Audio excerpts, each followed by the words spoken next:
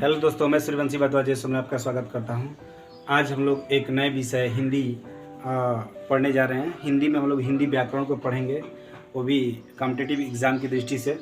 Competitive exam जैसे police, लेखपाल, SSC GD, UP TET, CTET और भी जितने भी एग्ज़ाम होते हैं जिसमें हिंदी व्याकरण से एग्ज़ाम में क्वेश्चन आता है, उन सारे एग्ज़ामों को देखते हुए हिंदी व्याकरण को पढ़ाया जाएगा। ठीक है ना। तो हिंदी व्याकरण में सबसे पहले हिंदी व्याकरण की सबसे छोटी इकाई के बारे में समझेंगे। हिंदी व्याकरण की सबसे छोटी इकाई जो होती है वो वर्ण होती है। ठीक है ना। तो वर्ण की परिभाषा को हम समझेंगे। तो वर्ण की परिभाषा होता है कि भाषा की सबसे छोटी इकाई को वर्ण कहते हैं। इन्हीं वर्णों से मिलकर शब्दों का निर्माण होता है। हिंदी में वर्णों की कुल संख्या 44 होती है तथा हिंदी में वर्णों की मूल संख्या जो होती है 44 होती है और कुल संख्या 52 होती है। इसे 3 भागों में बांटा गया है। उच्चारण के स्थान पर, वायु संवेग के आधार पर, तारत्व के आधार पर। उच्चारण के स्थान के आधार पर इसे 2 भागों में बांटा गया है, स्वर वर्ण और व्यंजन वर्ण। ठीक है ना। तो इस चीज़ को पहले नोट करिए, उसके बाद फिर से आगे पढ़ते हैं। ध्यान दीजिए, वर्ण जो होते हैं 2 प्रकार के होते हैं। मैंने बताया स्वर वर्ण और व्यंजन वर्ण। तो स्वर वर्ण क्या होता है? स्वर वर्ण को अच के नाम से भी जाना जाता है। स्वर वर्ण को अच के नाम से भी जाना जाता है। यदि इसकी परिभाषा की बात करें तो जिन वर्णों का उच्चारण करते समय वायु के प्रवाह में किसी प्रकार का कोई अवरोध नहीं होता है, उन्हें स्वर कहते हैं। जिन वर्णों का उच्चारण करते समय वायु के प्रवाह में किसी प्रकार का कोई अवरोध नहीं होता है, उन्हें स्वर कहते हैं।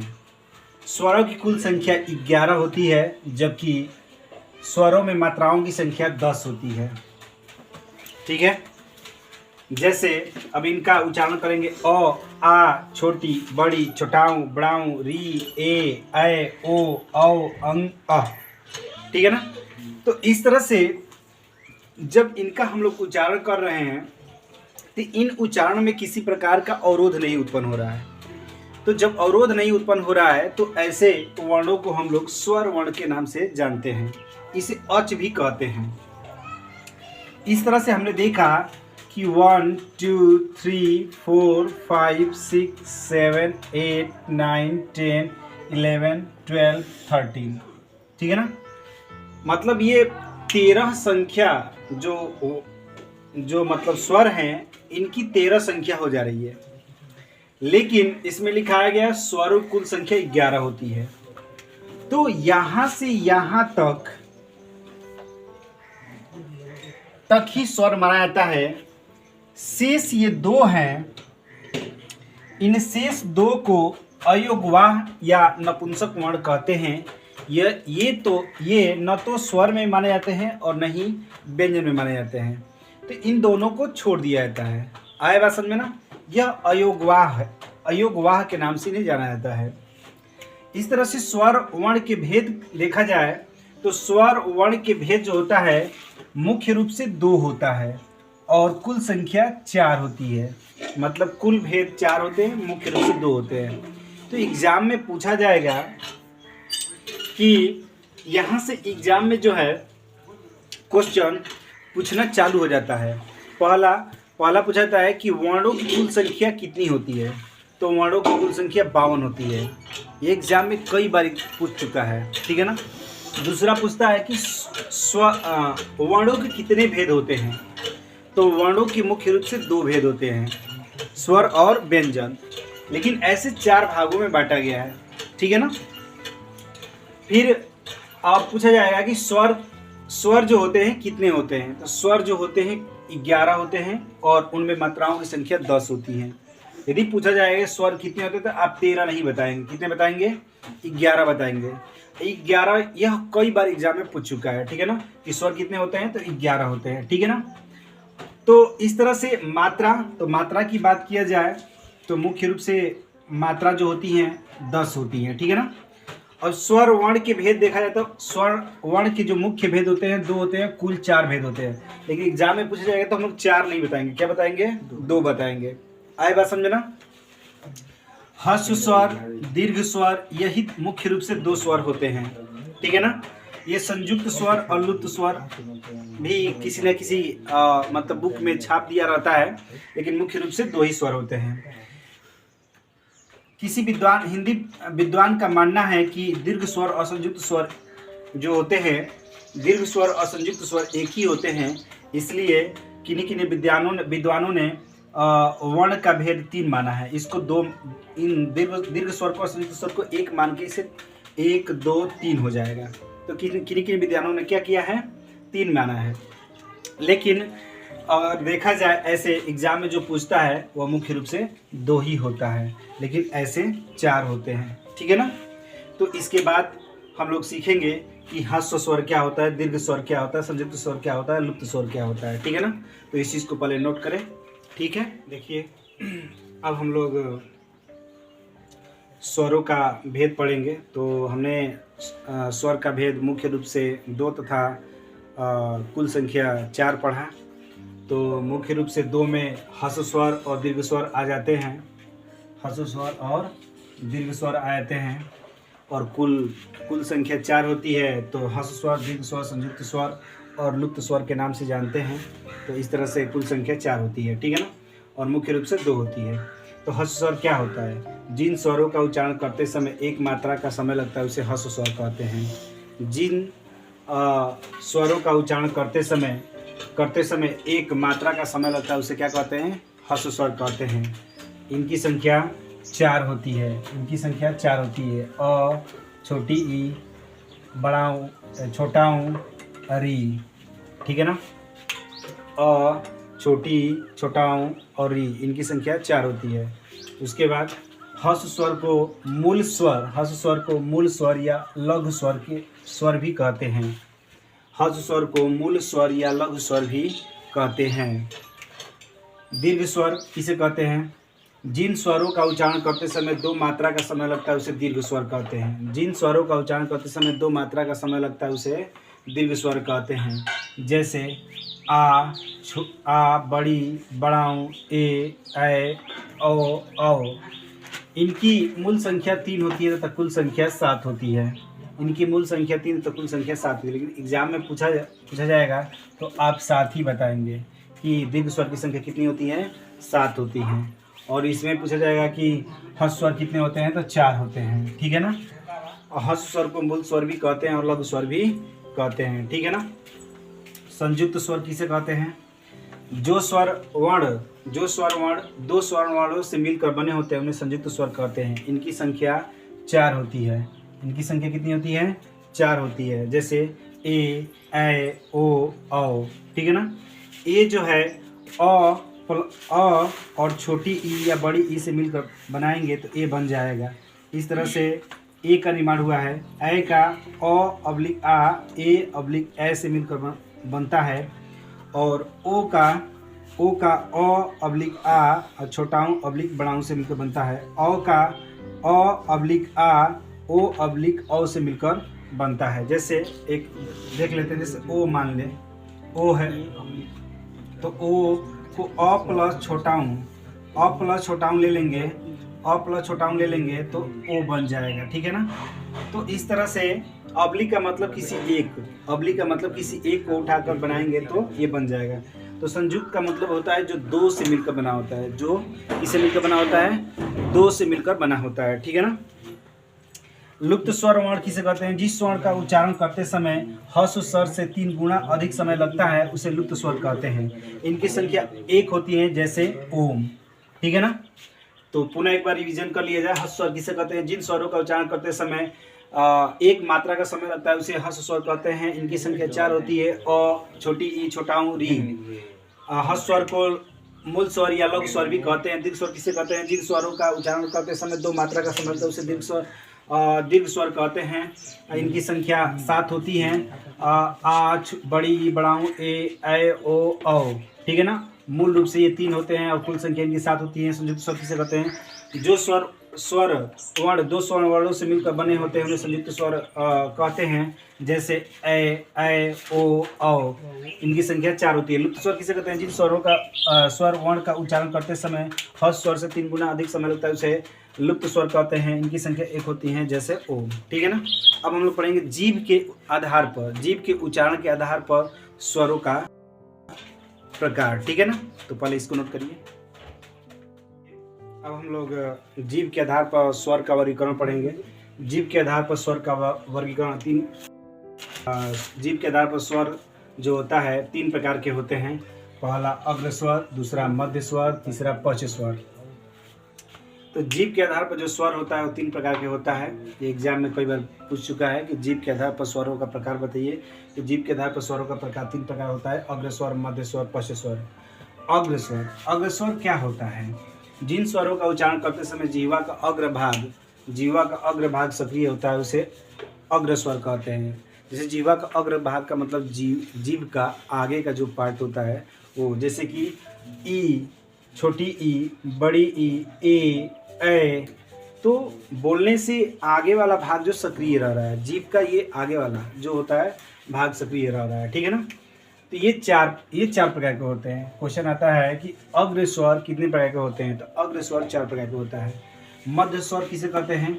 जिन स्वरों का उच्चारण करते समय जीवा का मध्य भाग सक्रिय होता है उसे मध्य स्वर कहते हैं। जैसे अ, देखिए बीच वाला भाग इसका अ, ठीक है ना, सक्रिय रह रहा है।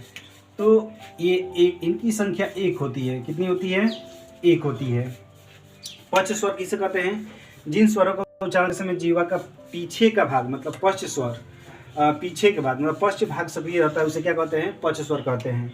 जैसे छोटाऊं, बड़ाऊं, ओ, औ, आ, आंग, ये 6 प्रकार के होते हैं। ठीक है ना। मतलब ये इनकी संख्या 6 होती है। जिन स्वरों को उच्चारण करते समय जीवा का पश्च भाग सक्रिय रहता है उसे पश्च स्वर कहते हैं। जैसे छोटाऊं, बड़ाऊं, ओ, औ, आ, अंग, आंग, तो ये 6 होते हैं। इनकी संख्या 6 होती है। ठीक है ना। फिर से एक बार देखिए, जीभ के आधार पर स्वर का प्रकार। जीभ के आधार पर स्वर 3 प्रकार के होते हैं, अग्र स्वर, मध्य स्वर, पश्च स्वर। ठीक है ना। अग्र स्वर किसे कहते हैं? जिन स्वरों का उच्चारण करते समय जीभ का आगे वाला भाग सक्रिय रहता है उसे अग्र स्वर कहते हैं। जैसे छोटी ई, बड़ी ई, ए, इनकी संख्या 4 होती है। मध्य स्वर किसे कहते हैं? जिन स्वरों का उच्चारण करते समय जीवा का मध्य भाग सक्रिय रहता है उसे मध्य स्वर कहते हैं। जैसे अ, इनकी संख्या 1 होती है। पश्च स्वर किसे कहते हैं? जिन स्वरों का उच्चारण करते समय जीवा का पश्च भाग सक्रिय रहता है उसे पश्च स्वर कहते हैं। जैसे छोटाऊं, बड़ाऊं, ओ, औ, आ, अंग, आंग, इनकी संख्या 6 होती है। ठीक है ना। इस तरह से दोस्तों यदि अगर पढ़ाया हुआ चीज़ें अगर आपको अच्छा लगता है, समझ में आता है, तो आप वीडियो को जरूर लाइक करें, कमेंट करें और सब्सक्राइब करें। और यदि किसी कारणवश कहीं त्रुटि रह जाती है, कहीं गलती हो जाती है, तो उस गलती को कमेंट के माध्यम से आप हमें बताएं। और यदि उस गलती को बताएंगे तो उस चीज़ को सुधार कर पुनः अच्छी तरह से और वीडियो बनाया जाएगा और वीडियो बनाकर आपको प्रोवाइड किया जाएगा, ताकि आप अधिक से अधिक पढ़ाई कर सकें और अधिक से अधिक बच्चों तक वीडियो को शेयर करें। शेयर करना ना भूलें, लाइक भी करें, सब्सक्राइब भी करें। आज के लिए इतना ही, धन्यवाद।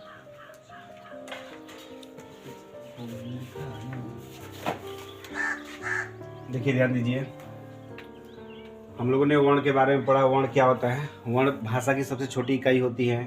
और वर्ण कितने होते हैं? 52 होते हैं। अभी तक हम लोगों ने जो भी चीज़ पढ़ा है उस चीज़ को एक नज़र में पढ़ने के लिए एक डायग्राम बनाया गया है। इस डायग्राम के माध्यम से हम लोगों ने जो चीज़ भी पढ़ा है उस चीज़ को पुनः एक नज़र में सब चीज़ को पढ़ सकते हैं। उसके लिए मैंने वर्ण कितने होते हैं? वर्ण 52 होते हैं। स्वर वर्ण 2 प्रकार के होते हैं, स्वर और व्यंजन। तो स्वर को अच भी कहते हैं और व्यंजन को हल कहते हैं। स्वर जो होते हैं 11 होते हैं और मात्रा के आधार पर 10 होते हैं। स्वर को स्वतंत्र, लघु स्वर, एक मात्रिक स्वर भी कहते हैं। इनको परतंत्र, अधीन या गुलाम भी कहते हैं। ठीक है ना। स्वर को 2 भागों में, ऐसे तो मैंने बताया कि स्वर को मुख्यतः 2 भागों में बांटा गया है, लेकिन कुल 4 भेद होते हैं। ठीक है ना। कहीं कहीं 3 भी लिखा होता है। तो लेकिन स्वर के मुख्यतः कितने भेद होते हैं? स्वर के मुख्यतः 2 भेद होते हैं। एक हर्ष स्वर होता है और दूसरा दीर्घ स्वर होता है।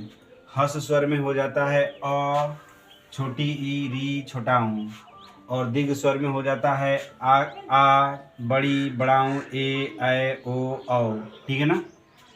तो इस तरह से जो है 7 ये हो जाते हैं और 3 ये हो जाते हैं, 7 और 4 ये होते हैं, 7 4 11। और मात्रा के आधार पर आ के मात्रा, बड़ी के मात्रा, बड़ाऊ के मात्रा, ए के मात्रा, ऐ के मात्रा, ओ, ऐ के मात्रा, ए के मात्रा, ऐ के मात्रा, ओ के मात्रा, औ के मात्रा, फिर छोटी, री, छोटाऊ। ठीक है ना?